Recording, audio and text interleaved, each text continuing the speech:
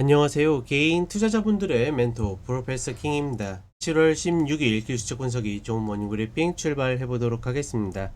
자, 일단 미국 시장은 이제 보합권에서 좀 마무리가 되는 모습이고, 이제 장 출발 전에 이제 뭐 엔비디아의 H20, 그러니까 중국 수출용으로 만든 저성능 어떤 칩에 대해서 이제 수출이 승인이 되면서 시장이 상승 출발을 했다가, 그리고 나서 이제 슬금슬금 좀 밀리는 모습을 보여줬죠.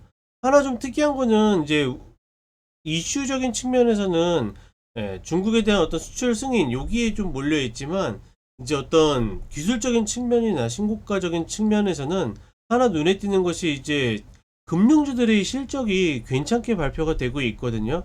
괜찮게 발표되고 있고 예상치를 크게 상회했음에도 불구하고 하락하고 있다라는 것, 즉 그간의 이제 반등에 대한 어떤 상승에 대한 기대감이 실적이 좋아도 충족시키지 못하는 그런 흐름들을 조금 만들고 있는 모습들을 보이고 있습니다. 그렇다 보니까 어제 흐름에서 사실 음전을 완벽하게 만들거나 혹은 이제 완벽하게 마이너스 1% 정도에서 장대 음봉을 만들었다라 그러면 신고가에서 매물을 한번 받아내는 눌림이 나올 가능성이 굉장히 높은 그런 패턴을 만들 확률이 높았는데, 중요한 거는 그렇게까지 패턴이 나오진 않았었다라는 거. 물론 시장이 굉장히 부담을 갖고 움직이고 있지만, 사실 지금 흐름을 그 전체적인 흐름을 보게 되면, 그러니까 악재가 나왔을 때는 어떻게 됩니까? 제가 계속 이야기 드리죠. 여기서 악재가 나와서 내려가면 다시 끌고 올라와서 위에서 마감하고, 횡보하다가 호재가 나오면 툭 터서 계산식으로 올라가는 이런 신고가를 계속 만들고 있기 때문에 여전히 이 추세는 유지되고 있다. 다만 어제 흐름에서 조금씩 이 신고가에 대한 부담을 시장에서 좀 느낄 수 있는, 그래서 이것들이 단기 조정으로 이어질 수 있는 그런 흐름들이 조금씩 만들어지고 있다, 이렇게 보고 있고, 하나 재밌는 거는 무역 협상이 이제 어제 같은 경우에는 인도네시아가 이제 발표가 됐는데, 간단히 이야기하면 19% 관세를 맞았고, 그 다음에 미국에 대해서는 무관세 개방을 했는데, 이게 하나 좀 웃긴 게, 어떻게 보면 주가라는 거는 이제 이 회사들의 가치잖아요. 미국 기업의 입장에서는 물론 미국 기업들이 경쟁력이 있느냐 없느냐 뭐 이것들은 논외라고 쳐도, 어찌되었거나 새로운 시장들이 계속 열리기 때문에 긍정적으로 이걸 받아들여 가지고 시장이 정말 상승할 수 있는 새로운 시장 파이들이 열릴 수 있는 경우의 수들이 생기니까 올라갈 수 있는 그런 흐름인 반면에 19%잖아요. 생각보다 지금 기업들, 그 국가들의 관세가, 그러니까 그 평균적으로 연말이 되면 15%를 예상하고 있는 기관들이 좀 이렇게 발표되는 것들이 있는데, 그것보다 좀 더 높다라는 거. 그리고 어제도 CPI가 발표됐는데 헤드라인적으로는, 즉 보이는 표면적으로는 예상치에 부합한 걸로 보이지만, 그 속에 수입에 좀 연관된 그런 섹터들을 보게 되면 대표적으로 뭐 가구, 뭐 장난감, 그다음에 가전 뭐 이런 것들이 있겠죠. 이런 쪽에서는 인플레이션의 흐름들이 슬슬 보인다라는 거. 그렇다라 그러면 시간이 지나고 혹여나 8월 1일이 지났을 때 점점 이 인플레이션 압력을 받게 된다라 그러면, 지금 그래서 미 국채금리도 거의 4.5에 붙어서 끝났죠. 이런 흐름들을 보게 되면 이제 거시적 압박을 받을 수 있다.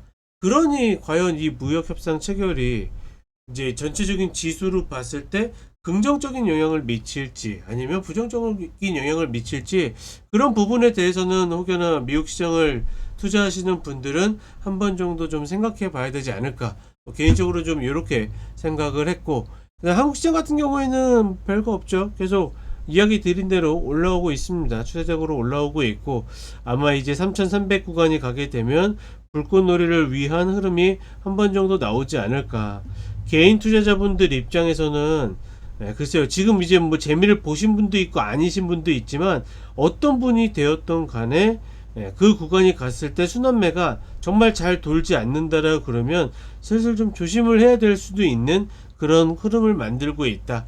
하나 재밌는 거는, 그러니까 무역 협상에 대해서 이제 주말에 EU나 멕시코나 이런 쪽에 나왔음에도 불구하고 좋은 흐름이었는데, 우리 환율이 이제 또다시 1380원 이 저항을 넘어서고 있죠. 그런 흐름들을 보게 되면 글쎄요, 주가 빼고는 대체적으로 굉장히 부담스러운 흐름들이 아닐까, 뭐 개인적으로 그렇게 보고 있다. 뭐 이렇게 보시면 될 것 같고, 환율은 1380원 위가 이제는, 그러니까 기존에는 거기가 어떻게 보면 바닥권 중심값이었다라 그러면 이제는 여기가 상단일 가능성이 높습니다. 그래서 그 위로 올라왔을 때는 슈팅의 가능성이 있다라는 것 정도만 참고하시면 좋을 것 같습니다. 자, 간단하게 차트 보도록 하겠습니다. 나스닥 선물 30분 흐름을 보게 되면 최근에 박스였는데 어제죠, 그쵸? 어제 한국 시간으로 오전에 중국 AI 저성능 칩에 대한 어떤 승인을 하면서 이렇게 올라왔고, 사실은 이렇게 올라왔다가 바로 떨어졌었거든요. 이거 보고서 저는 신고가 패턴이 완성될 수도 있겠다 싶었는데, 이걸 또다시 살려서 올렸다가 본장에서 막 꾸역꾸역 흔들더니 막판에 좀 빠지는 모습을 보여줬는데, 지금 뒤늦게 이제 장후 거래에서 음전되긴 했는데, 어찌됐거나 어제 흐름에서 완벽하게 음전해가지고 빠졌다라 그러면 곡점일 확률이 굉장히 높은 그런 패턴을 만들었는데, 아직까지는 100%다 이야기하기 좀 어렵고 한 반반 정도로 만들고 있다. 아마 오늘 시장에서 이제 또 PPI 발표되고 시장에 이슈가 있었을 때 시장이 얼마나 하방 압력을 받는가에 따라서 좀 그 흐름들이 좀 정해지지 않을까 이렇게 판단하고 있습니다.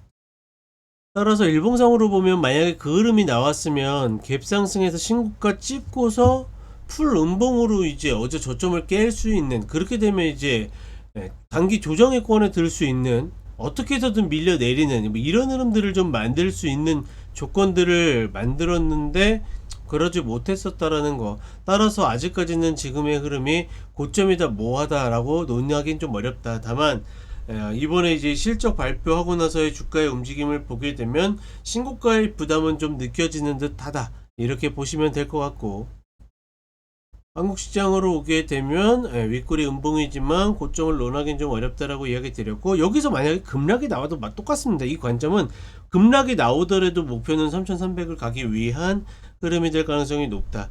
그 윗자리 슈팅이 나와서 진짜 불꽃놀이 빡 한번 튀게 되면, 특히나 우리 주도주들, 그러니까 최근에 움직였던 지주사나 금융주들이 한번 불을 마지막으로 뿜게 되면 그때가 아마 인버스 매도 타이밍이지 않을까. 그 타이밍이 되면 확률이 어떻게 되든 간에 한번 이야기를 드려보도록 하겠고, 그 다음에 이제 코스닥이 상대적으로 이제 좀 움직이기 시작을 했죠.